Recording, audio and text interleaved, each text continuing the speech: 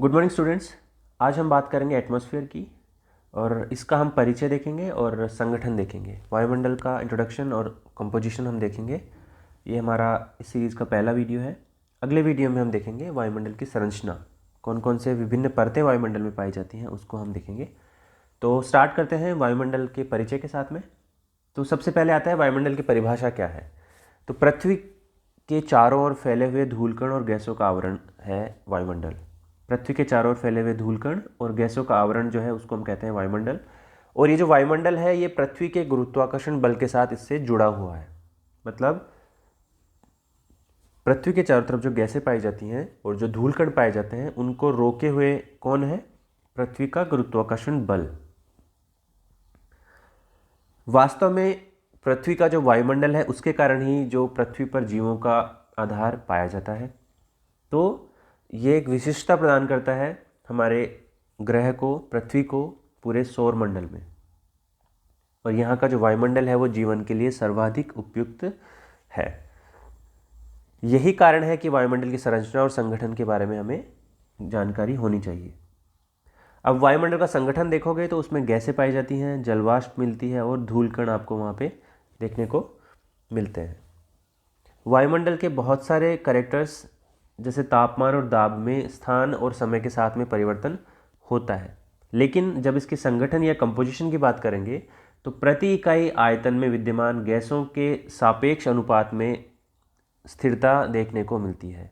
मतलब किसी भी जगह पे आप गैसों का आयतन लोगे, प्रति इकाई आयतन लोगे, तो वहाँ पर विभिन्न गैसों का जो अनुपात है वो समान पाया जाएगा। साथ ही वायुमंडल के गैसीय घटकों में ऊर्ध्वाधर भिन्नता अधिक देखने को मिलती है और क्षैतिज भिन्नता कम देखने को मिलती है। ठीक है, मतलब यदि वायुमंडल में आप ऊंचाई पे जाओगे तो आपको अनुपात में परिवर्तन देखने को मिल सकता है, लेकिन यदि आप क्षैतिज गति करोगे तो ये अनुपात लगभग समान देखने को मिलता है। अब प्रमुख गैसें कौन कौन सी हैं? देखिए, वायुमंडल का जो गैसीय संगठन है उसमें 99% भाग केवल नाइट्रोजन और ऑक्सीजन का है। नाइट्रोजन और ऑक्सीजन का है, और जो रिमेनिंग 1% भाग है उसमें ऑर्गन और इसके अलावा सूक्ष्म मात्रा में जैसे कार्बन डाइऑक्साइड पाई जाती है, मीथेन, हीलियम, क्रिप्टॉन आदि गैसें जो प्रमुखतया निष्क्रिय गैसें हैं वो देखने को मिलती हैं। जैसे क्रिप्टॉन और जीनोन, क्रिप्टॉन इसमें एक निष्क्रिय गैस है। तो अब वायुमंडल की गैसीय संरचना को आप देखोगे तो दो प्रकार के गैसों से ये निर्मित हुई है। कौन कौन सी गैसें? पहला है स्थिर या स्थायी गैसें। ठीक है, स्थिर या स्थायी गैसें। तो स्थिर या स्थायी गैसें कौन सी हैं? वायुमंडल में इन गैसों का जो प्रतिशत है वो सदैव स्थिर रहता है, इसीलिए इनको कांस्टेंट गैसेस भी कहते हैं। केवल 80 किलोमीटर की ऊंचाई तक निचले वायुमंडल में ही इन गैसों का प्रतिशत स्थिर बना रहता है। इसके बाद में जो वायुमंडल है वो विरल हो जाता है, तो वहाँ पर जो अनुपात है वो भी बदल जाता है।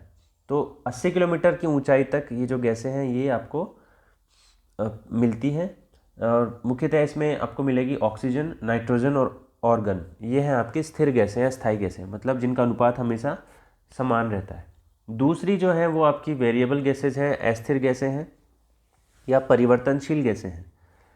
चूँकि इनका निर्माण और विनाश निरंतर होता रहता है, इसलिए इनका जो अनुपात है वो बदलता रहता है। जैसे जलवाष्प आप देखोगे तो जो इक्वेटोरियल रीजन है, 0 डिग्री अक्षांश के आसपास वाले क्षेत्र हैं, या आप कहो तो जो कर्क रेखा और मकर रेखा के मध्य का क्षेत्र है, वहाँ पर जलवाष्प की मात्रा सर्वाधिक पाई जाती है। लगभग 4% मात्रा इसकी मिलती है। लेकिन जैसे जैसे आप ऊपर जाओगे, उच्च अक्षांशों की तरफ जाओगे, जैसे ध्रुवों के आसपास जाओगे, तो वहाँ पर लगभग 1% या उससे भी कम मात्रा आपको इसकी मिलेगी। तो ये एक प्रकार से परिवर्तनशील गैस है।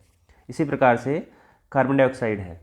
तो जब औद्योगिक क्रांति स्टार्ट हुई 18वीं शताब्दी में, तो उससे पहले कार्बन डाइऑक्साइड का जो कॉन्सेंट्रेशन था वातावरण में बहुत कम था, लेकिन चूंकि औद्योगिक प्रतिष्ठानों द्वारा जो जब ये अपना विनिर्माण किया जाता है या औद्योगिक गतिविधियां संचालित की जाती हैं, तो कार्बन डाइऑक्साइड की मात्रा में निरंतर वृद्धि हुई है। इसी प्रकार से ozone, hydrogen, helium, neon, xenon, krypton, methane, ये सारी गैसें हैं, ये वायुमंडल में बदलती, इनका जो अनुपात है वो वायुमंडल में थोड़ा बहुत कम ज़्यादा होता रहता है। क्यों होता रहता है? क्योंकि इनका निर्माण और विनाश निरंतर होता रहता है।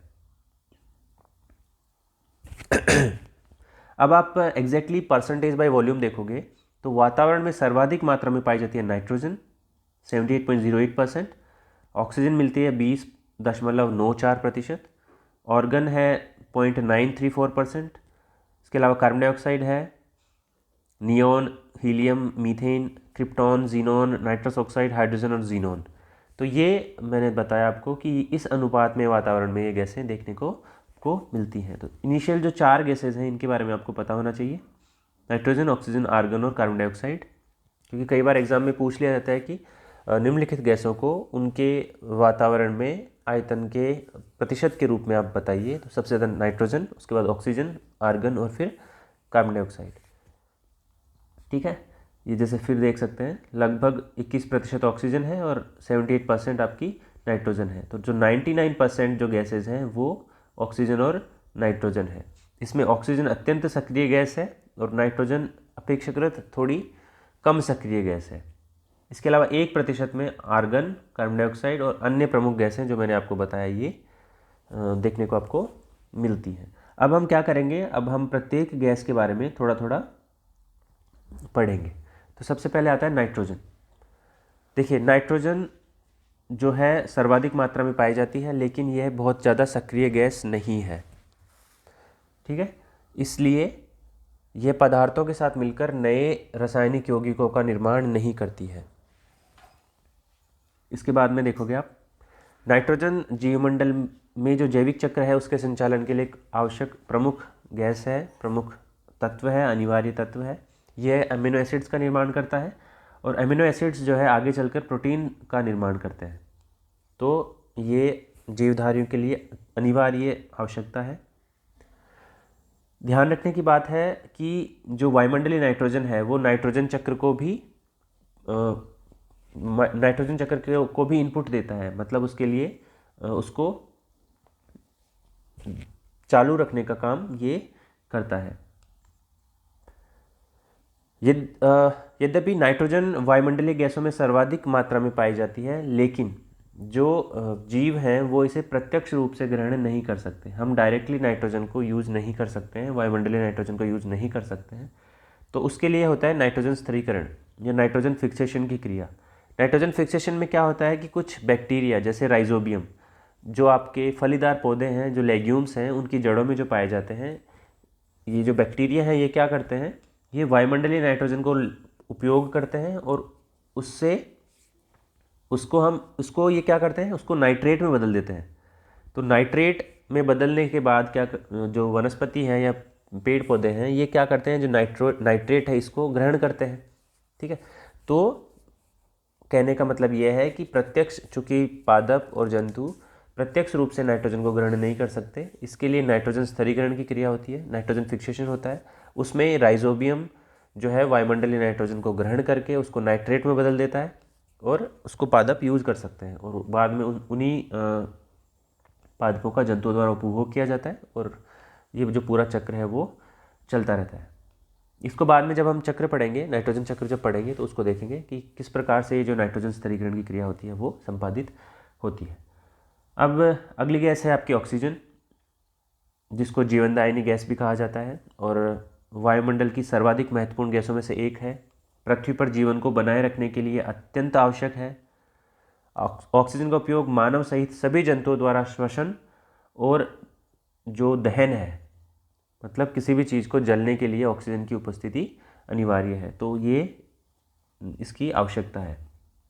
इसके अलावा ऑक्सीजन का निर्माण कैसे होता है, जो हरे पेड़ पौधे हैं या जो फाइटोप्लैंक्टन्स हैं या पादप प्लवक हैं, ये प्रकाश संश्लेषण के माध्यम से ऑक्सीजन का निर्माण करते हैं। प्रकाश संश्लेषण में क्या होता है, आपका CO2 और H2O मिलके पर्णहरित और प्रकाश की उपस्थिति में C6H12O6 मतलब ग्लूकोज बनाते हैं, साथ में जो ऑक्सीजन होती है वो रिलीज होती है। तो ऑक्सीजन का निर्माण होता है इस क्रियाविधि के द्वारा।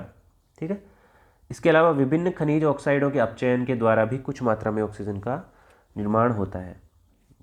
जो मिनरल ऑक्साइड्स हैं उनका जब रिडक्शन होता है तो भी ऑक्सीजन का निर्माण होता है।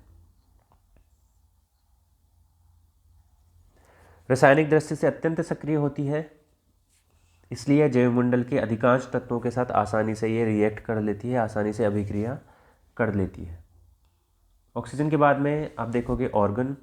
ऑर्गन एक अक्रिय गैस है, इनेक्टिव गैस है। वायुमंडल से प्राप्त ऑर्गन का उपयोग औद्योगिक प्रयोजनों के लिए होता है। इंडस्ट्रीज़ में इसका उपयोग किया जाता है, जैसे बल्ब बनाने, वेल्डिंग करने आदि में इसका उपयोग किया जाता है। सबसे इम्पोर्टेंट जो चीज़ है वो हम देखनी है अभी, कार्बन डाइऑक्साइड। तो कार्बन डाइऑक्साइड है परिवर्तनशील गैस है, वेरिएबल गैस है।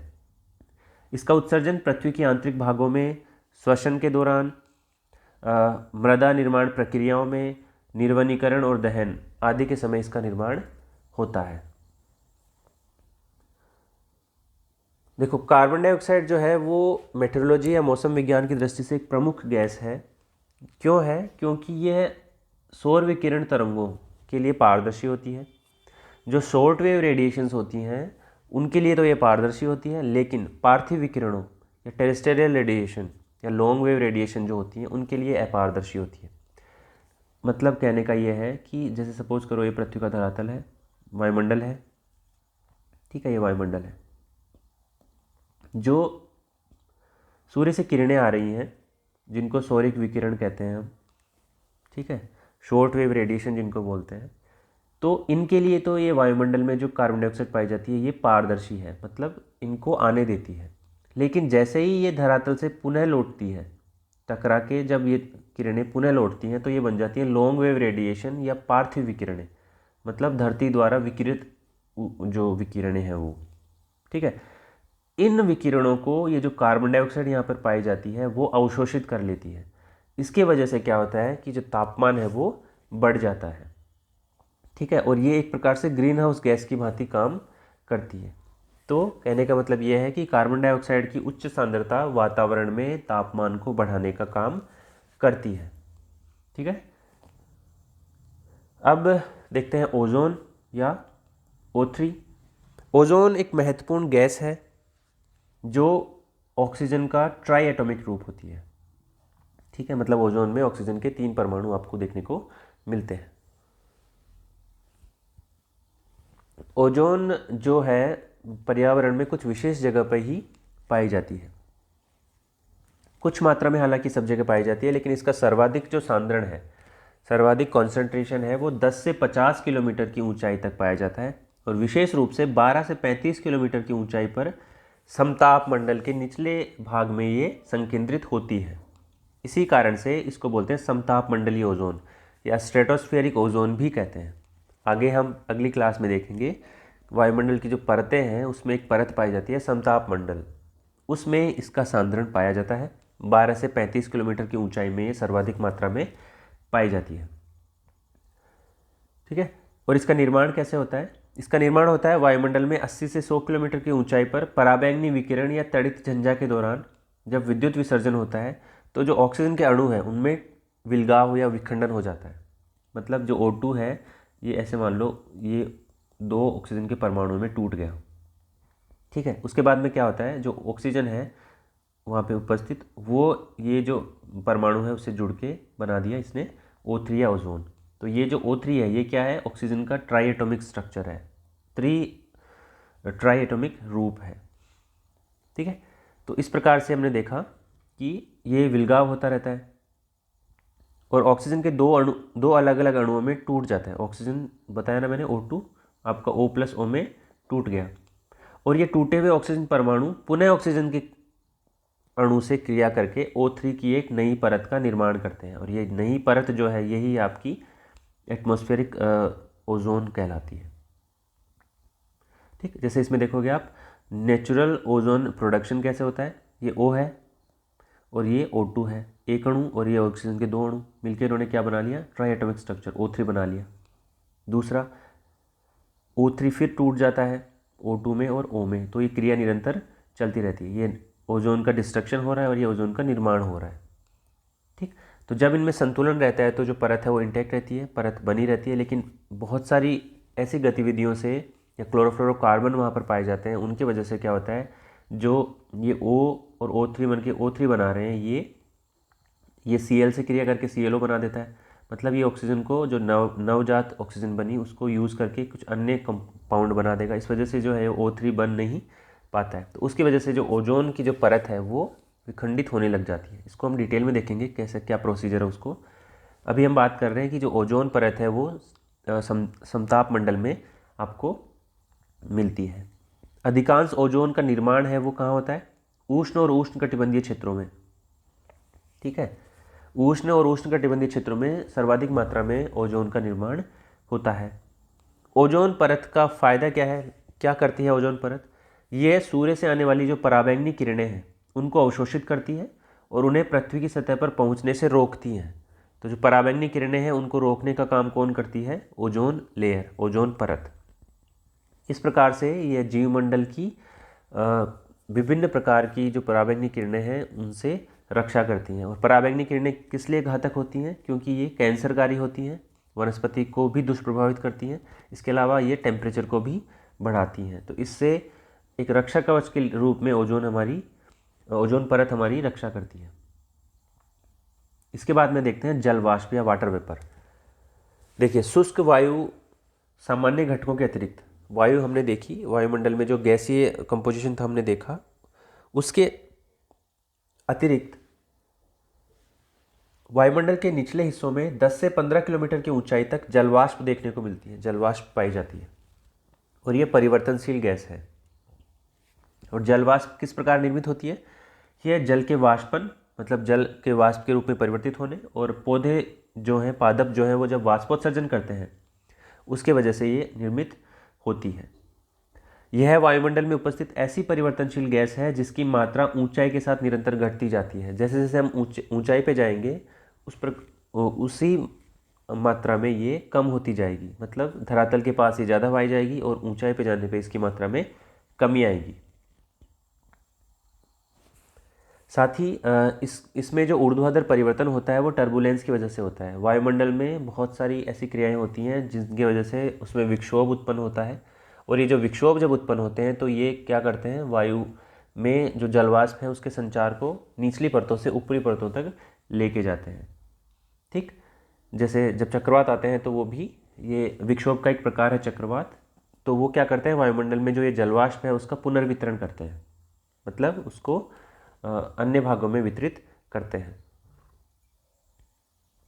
एक दूसरी और प्रमुख विशेषता क्या है कि जैसे जैसे हम विषुवत वृत्त से ध्रुवों की ओर जाएंगे तो जलवाष्प की मात्रा में कमी आएगी। गर्म और आर्द्र उष्ण कटिबंध में वायु के आयतन का लगभग 4% जलवाष्प होती है, जबकि ठंडे और शुष्क क्षेत्रों में 1% से भी कम मात्रा में जलवाष्प पाई जाती है। तो दो चीज़ें होगी। पहली चीज़ कि जैसे जैसे हम धरातल से ऊंचाई की तरफ जाएंगे उसी क्रम में अनुपात में जलवाष्प की मात्रा में कमी आएगी। दूसरी बात हो गई कि ये 0 डिग्री है, ये 90 डिग्री है। जैसे जैसे हम निम्न अक्षांश मतलब 0 डिग्री से लेके 0 डिग्री से ध्रुवों की तरफ जाते हैं उसी अनुपात में भी जलवाष्प की मात्रा में कमी देखने को मिलती है। ठीक है, तो हमने देखा कि जलवाष्प किस प्रकार से ऊंचाई के साथ घटती है और जो अक्षांश है उसके अनुसार भी उसकी मात्रा में परिवर्तन होता है। जलवाष्प क्या करती है? सूर्य तप के कुछ भाग को अवशोषित कर लेती है और पृथ्वी से निकलने वाले ताप को संग्रहित करती है। इस प्रकार से ये भी एक ग्रीन हाउस की गैस की भांति कार्य करती है, लेकिन ये पृथ्वी को न तो बहुत गर्म होने देती है और न ही बहुत अधिक ठंडा होने देती है। ठीक है, इसीलिए इसको प्राइमरी ग्रीन हाउस गैस भी कहते हैं, प्राथमिक ग्रीन हाउस गैस भी कहते हैं। जलवाष्प का संबंध मौसमी घटनाओं से है। बादल बनना, प्रेसिपिटेशन या वर्षा होना, ये सब जलवाष्प की मात्रा पर निर्भर करता है। जलवाष्प के संघनन की क्रिया में, मतलब जलवाष्प का जब संघनन या कंडेंसेशन होता है उसमें विशाल मात्रा में गुप्त ऊष्मा निर्मुक्त होती है, जिसकी वजह से क्या होता है? चक्रवात और अन्य मौसमी जो परिघटनाएं हैं, जो मौसमी घटनाएं हैं वो घटित होती हैं। जलवाष्प वायु को स्थिर और अस्थिर करती है। देखिए, जलवाष्प की मात्रा कम होती है तो वायु होती है स्थिर, और जब वायुमंडल में जलवाष्प की मात्रा अधिक होती है तो वो अस्थिर होती है। अधिक मात्रा अस्थिरता दिखाती है और कम मात्रा स्थिरता दिखाती है। यदि जलवाष्प ही नहीं होगा वायुमंडल में तो जो मौसमी परिघटनाएं हैं वो घटित नहीं होंगी। लेकिन यदि वायुमंडल में जलवाष्प की मात्रा अधिक होगी तो जो वायु राशि है वो अस्थिर होगी, इनस्टेबल होगी। ठीक, स्टेबल और अनस्टेबल होने का जो कारण है वो है जलवाष्प। अब देखते हैं धूलकण। वायुमंडल में छोटे छोटे निलंबित ठोस कणों को धारण करने की क्षमता होती है, इनको कहते हैं धूलकण। धूलकण प्रमुखतया जो वायुमंडल का निचला सतह है वहाँ पर उपस्थित होते हैं, और जो संवहनीय वायु है, संवहनीय वायु प्रवाह है, उसके द्वारा ये विभिन्न ऊंचाइयों तक पहुँच जाते हैं। उपोष्ण और शीतोष्ण प्रदेशों में शुष्क वायु के कारण धूलकणों का अधिक जमाव देखने को मिलता है। जहाँ पर वायु शुष्क होती है वहाँ पर धूलकण अधिक मात्रा में पाए जाते हैं। धूलकणों के अंतर्गत गैसों और जलवाष्प को छोड़कर वायु में उपस्थित सभी ठोस कणों को सम्मिलित करते हैं, जिसमें सागरीय नमक हो गया, महीन मिट्टी हो गई, धुएं की कालिमा हो गई, राख हो गया, पोलन या पराग हो गए जो आपके फूलों से निकलते हैं, धूल हो गए। इसके अलावा जो अन्य ग्रह हैं या जो अन्य टेरेस्ट्रियल एलिमेंट्स हैं उनके टूटे हुए कण और अदर स्रोतों से प्राप्त कण इसमें सम्मिलित हैं। तो धूलकण जो है वो क्या काम आते हैं? धूलकण होते हैं आपके आर्द्रताग्राही नाभिक या हाइग्रोस्कोपिक न्यूक्लियाई। इसका मतलब यह है कि देखो, जब संघनन होता है, जलवाष्प का संघनन होता है, तो जब बादल बनते हैं तो क्या होता है कि जो धूलकण है वो उसके चारों तरफ वो एकत्रित होते हैं। ठीक है, तो ये जो सबसे इसका जो जिसके चारों तरफ ये संघनित होते हैं वो होना चाहिए एक आर्द्रताग्राही नाभिक। तो जो धूलकण है वो एक प्रमुख हाइग्रोस्कोपिक न्यूक्लियाई की भांति काम करते हैं। ठीक है, धरातल के निकट जलवाष्प के छोटे छोटे धूलकणों के ऊपर संघनित होने से कोहरे का निर्माण होता है, कोहरा बनता है। ठीक है, और अधिक मात्रा में जब हो जाता है तो ये वायुमंडल की विजिबिलिटी या जो उसकी पारदर्शिता है उसको कम कर देता है, मतलब हम आर पार नहीं देख सकते। तो ये सब चीज़ें जो होती हैं, जितने भी ये वायुमंडलीय जो मौसमी परिवर्तन होते हैं, ये क्यों होते हैं? ये धूलकणों की उपस्थिति के कारण होते हैं। इसके अलावा एक प्रमुख जो करेक्टर है वो ये है कि जो आकाश का नीला रंग दिखाई देता है, वो क्यों दिखाई देता है? वो दिखाई देता है धूलकणों द्वारा प्रकाश के प्रकीर्णन या स्कैटरिंग की वजह से। ये पूछा जाता है एग्जाम में कि आकाश का रंग नीला क्यों दिखाई देता है? वो दिखाई देता है आपका धूलकणों द्वारा प्रकाश के प्रकीर्णन के कारण। इसके अलावा धूलकण क्या करते हैं? सूर्योदय और सूर्यास्त के समय आकाश में लाल और नारंगी रंग की छटाओं का निर्माण करते हैं। सूर्योदय और सूर्यास्त के समय आकाश में इस प्रकार छाई लालिमा को उषा काल कहते हैं और गोधूली बेला या ट्विलाइट कहते हैं। ठीक है, तो ये इनका निर्माण क्यों होता है? क्योंकि वातावरण में धूलकणों की उपस्थिति होती है। ठीक है, इसके बाद हम देखते हैं कि वायुमंडल का जो संगठन है वो परिवर्तित क्यों हो रहा है। वायुमंडल का जो कंपोजिशन है या वायुमंडल में जो विभिन्न गैसों का अनुपात पाया जाता है वो क्यों हो रहा है। तो आप देखोगे कि औद्योगिक क्रांति जब हुई, आपका जो 18वीं शताब्दी मतलब 1760 के आसपास इंडस्ट्रियल रिवॉल्यूशन का प्रारंभ होता है, जिसको फर्स्ट इंडस्ट्रियल रिवॉल्यूशन या प्रथम औद्योगिक क्रांति भी कहते हैं। इसमें क्या हुआ था आपका कि जो मैन्युफैक्चरिंग प्रोसेस है, विनिर्माण का जो तरीका है, उसमें ट्रांजिशन हुआ था। पहले जो उत्पादन होता था वो मशीनों से नहीं होता था, बट इंडस्ट्रियल रिवॉल्यूशन के आने के बाद में मशीनी युग आया और उत्पादन की क्रिया बढ़ी। ठीक, और उस टाइम पे ऊर्जा संसाधन के रूप में कोयले का प्रयोग मुख्यतः किया गया। तो उसके वजह से क्या हुआ कि वायुमंडल में बहुत सारी ऐसी गैसें थी जिनमें अवांछनीय परिवर्तन हुआ, मतलब जो हमारे लिए थोड़ा सा अवांछनीय था या नॉन डिज़ायरेबल था। तो अब देखोगे कि औद्योगिक क्रांति के पश्चात मानवीय गतिविधियों के कारण पृथ्वी के पर्यावरण में कई परिवर्तन हुए हैं। जब मानवीय अथवा प्राकृतिक कारणों से गैसों की निश्चित मात्रा और अनुपात में अवांछनीय परिवर्तन हो जाता है या वायु में गैसों के अतिरिक्त कुछ अन्य विषाक्त गैसें या कणिकीय पदार्थ पार्टिकुलेट मैटर मिल जाते हैं, तो इसके संगठन में परिवर्तन होता है। तो 1760 के बाद में बहुत सारे ऐसे अवांछनीय तत्व वायुमंडल में मिले, जिसके वजह से वायुमंडल का संगठन परिवर्तित हुआ। कौन कौन से थे वो तत्व? कार्बन डाइऑक्साइड जैसे है, नाइट्रस ऑक्साइड है, या वाष्पशील कार्बनिक यौगिक है। ठीक है, ठोस पदार्थ मिले, सल्फर डाइऑक्साइड, विषाक्त धातु बहुत सारे जैसे सीसा हो गया, पारा हो गया, ये सब वायुमंडल के संगठन में आए और इसके वजह से जो है वायुमंडल का संगठन परिवर्तित हुआ। ठीक है, तो विशेषकर जो परिवर्तनशील गैसें हैं उनके अनुपात में वृद्धि हुई, जैसे CO2 हो गया, मीथेन हो गया, ओजोन हो गया। ठीक है, इनके अनुपात में वातावरण में वृद्धि देखने को मिलती है। तो ये देखा हमने कि किस प्रकार से संगठन में परिवर्तन हुआ है। जो मेन टॉपिक है इस सेक्शन का वो है वायुमंडल की संरचना, एटमॉस्फेरिक स्ट्रक्चर, मतलब वायुमंडल का जो किस प्रकार से वो बना है, कौन कौन से परतें वायुमंडल में पाई जाती हैं, उनको हम देखेंगे अगली क्लास में। और उसका वर्गीकरण करेंगे हम तापमान के आधार पर और रासायनिक विशेषताओं के आधार पर। तो आज के लिए इतना ही, अगली क्लास में फिर मिलते हैं। Thank you.